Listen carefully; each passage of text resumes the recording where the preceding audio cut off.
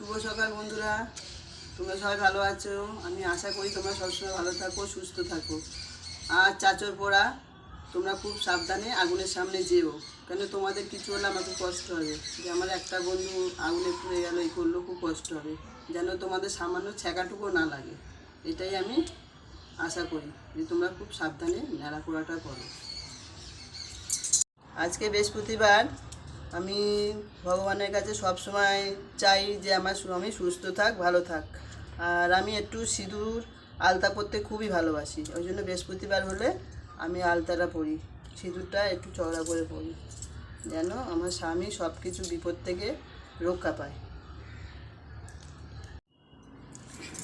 আলতাটা যদি আমি না পরি না, মনে হয় না যে বৃহস্পতিবার বৃহস্পতিবার। এই যে আলতাটা পরলাম, মনটা খুব ভালো লাগে, আর মনে হয় যে আজকে বৃহস্পতিবারে আমি পুজো দিচ্ছি।